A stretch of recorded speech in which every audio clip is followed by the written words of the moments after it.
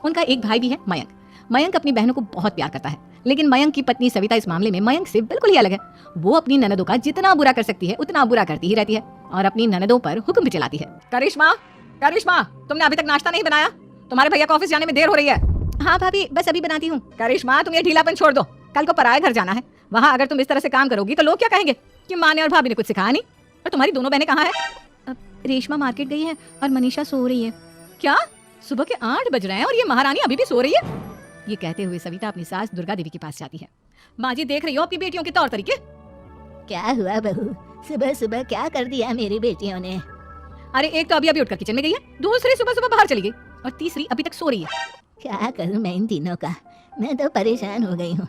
जा जाकर उठा उसे और रेशमा से मैं बात करती हूँ। सविता सीधा मनीषा के कमरे में जाती है और उससे कहती है, महारानी जल्दी उठो, सूरज सर पर आ गया है। भाभी थोड़ी देर और सोने दो ना, मैं रात को लेट सोई थी। वो क्या ना यूनिट टेस्ट चल रहे हैं। शराफत से उठती है या नहीं, या फिर पानी की भरी बाल्टी डालूं तेरे ऊपर? नहीं भाभी, मुझे बिस्तर में नहीं नहाना, उठती हूँ मैं। मनीषा जल्दी से उठकर बाथरूम में चली जाती है। सभी आराम से बैठकर नाश्ता कर रहे होते कि तभी रेशमा बाजार से हाथ में सामान लिए आ जाती है। रेशमा को देखते ही सविता उस पर बरस पड़ती है। लो, आ गई महारानी। ऐसा भी क्या सामान लाना था जो सुबह आंख मलते ही बाजार की तरफ रवाना हो गई? भाभी, कल आप ही तो चीख रही थी कि घर का सारा सामान मुझे ही लाना पड़ता है, घर में किसी को भी किसी काम से कोई लेना देना नहीं है। अब मैं बाजार जाकर सामान ले आई तो आपको इस बात से भी तकलीफ हो रही है? देख रही हो माँ जी, अपनी बेटी की जुबान कैंची से भी तेज चलती है। और मयंक, आप तो कुछ कहेंगे नहीं अपनी लाडली बहन को। रेशमा, अपनी भाभी से ऐसे बात नहीं करते, चलो माफी मांगो। भैया, मैं क्यों माफी मांगू? आप भाभी से बोलिए ना कि हम पर कम हुक्म चलाया करे। हम इस घर की बेटियां हैं और आपकी पत्नी की ननद है, नौकरानी नहीं। लो कर लो बात, इनकी भलाई के लिए कुछ भी बोलो तो इन्हें बुरा लग जाता है। इस घर में यही इज्जत है मेरी। देख लो माँ जी, आपकी बेटी किस लहजे में मुझसे बात कर रही है।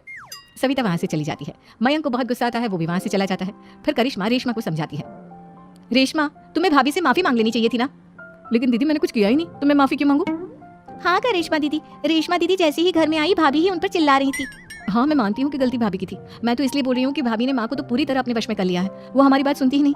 मयंक भैया हमारे लिए हमेशा खड़े रहते हैं, इसलिए उनकी बात का मान तो तुम्हें रखना चाहिए था ना। कोई फायदा नहीं दीदी, कुछ दिनों की बात और है, भाभी उन्हें भी हमारे खिलाफ भड़का देंगी। फिर वो भी माँ की तरह हमारी किसी बात का विश्वास नहीं करेंगे। इसी तरह सविता अपनी तीनों ननदों को किसी न किसी बात पर परेशान करती रहती थी। एक दिन मयंक अपनी तीनों बहनों के लिए गिफ्ट लाया। करिश्मा, ये तुम्हारे लिए हार का सेट। रेशमा, तुम्हारे लिए सुंदर सी ड्रेस। और मनीषा, तुम्हें किताबें पसंद है ना, तुम्हारे लिए किताबें लाया हूँ। थैंक यू भैया। थैंक यू भैया, थैंक यू भैया। करिश्मा, तुम्हारा नेकलेस कितना सुंदर है, ये भैया कहाँ से ले आए होंगे? मैंने भैया को 3 दिन पहले फोन पर ये डिजाइन दिखाया था और आज भैया ये ले आए। सविता तो अपनी ननदों के गिफ्ट्स देखकर जल गई और करिश्मा का नेकलेस तो उसे भी बहुत पसंद आया था। अपनी बहनों के लिए कितना अच्छा नेकलेस लेकर आए हैं, मुझे कभी कोई गिफ्ट नहीं दिया। मैं आज ही ये हार चुरा लूंगी। रात में सविता करिश्मा का हार चुरा लेती है और इसी तरह उसे अपनी ननदों की जो भी चीज अच्छी लगती वो उसे मांगती नहीं, बल्कि रात के अंधेरे में चुरा लेती। इसी तरह दिन बीतते गए और सविता ने मयंक के दिल में भी उसकी बहनों के लिए नफरत पैदा कर दी। एक दिन मयंक ने करिश्मा और रेशमा के लिए रिश्ता देखा और ये बात उसने घर में सबको बताई। माँ, करिश्मा और रेशमा के लिए बहुत अच्छा रिश्ता आया है, वो लोग कल इन्हें देखने आ रहे हैं। आप और सविता मिलकर सारी तैयारी कर लेना। ये सुनकर करिश्मा और रेशमा खुश हो जाती हैं, लेकिन सविता सोचती है, अगर इन दोनों बहनों की शादी हो गई तो घर और बाहर का काम कौन करेगा? मनीषा तो एक नंबर की कामचोर है, उससे तो किसी बात की उम्मीद लगाना ही बेकार है। मुझे इस शादी को रोकना होगा। अगले दिन सभी लड़के वालों के स्वागत की तैयारी करने में लगे होते हैं। तभी मयंक अपनी बहनों से आकर कहता है, तैयार हो गई तुम दोनों? देखो, दोनों लड़के बहुत अच्छे हैं, मैं कोई कसर नहीं छोड़ना चाहता, इसलिए तुम उनके सामने अच्छे से बिहेव करना और अपनी भाभी से लड़ने मत लग जाना। करिश्मा, तुम वो नेकलेस पहन लो ना जो मैं तुम्हारे लिए लाया था। भैया, मैं बहुत देर से वो नेकलेस ढूंढ रही हूँ, लेकिन मुझे मिल ही नहीं रहा। क्या? तुमने नेकलेस खो दिया? तुम्हें पता भी है वो कितना महंगा था? तुम कोई काम ढंग से नहीं कर सकती। मयंक गुस्से में वहां से चला जाता है। थोड़ी देर बाद लड़के वाले भी आ जाते हैं। वो दोनों बहनों को पसंद कर लेते हैं और रिश्ता पक्का हो जाता है। लेकिन सविता के दिमाग में तो कुछ और ही खिचड़ी पक रही थी। वो पंडित जी के पास करिश्मा की कुंडली लेकर जाती है और उन्हें पैसे देकर करिश्मा की कुंडली बदलवा देती है। जब लड़के वालों के पास करिश्मा की कुंडली जाती है तो वो दुर्गा को फोन करते हैं। बहन जी, हमने करिश्मा की कुंडली अपने पंडित जी को दिखाई थी। आपकी बेटी की कुंडली नहीं बल्कि दोषों का पिटारा है।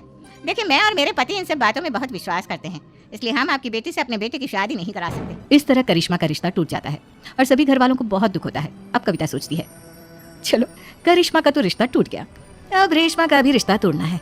क्या करूं क्या करूं? अब सविता आवाज बदलकर किसी अननोन नंबर से रेशमा के होने वाले ससुराल में फोन करती है।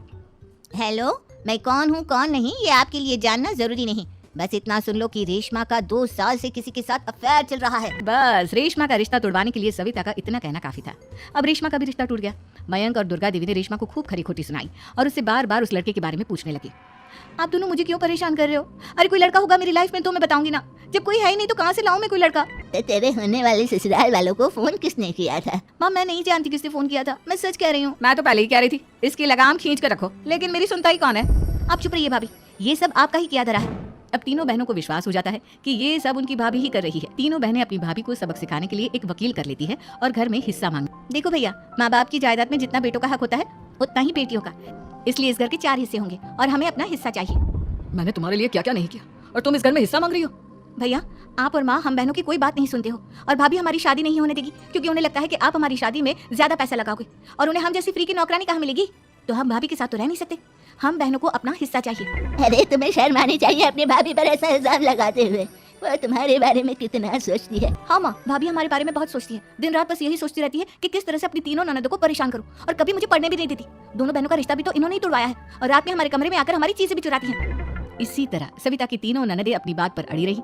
अब कोर्ट में तारीख भी शुरू हो गई। जब सविता को लगा कि उसकी तीनों ननद इतनी आसानी से नहीं मानने वाली, तो उसने अपने पति और सास को सारी सच्चाई बता दी और अपनी तीनों ननद से माफी मांगी। मयंक और दुर्गा को भी अपनी गलती का एहसास हो गया। अब सविता खुद करिश्मा और रेशमा के लिए अच्छा रिश्ता ढूंढती है और उनकी शादी करवाती है।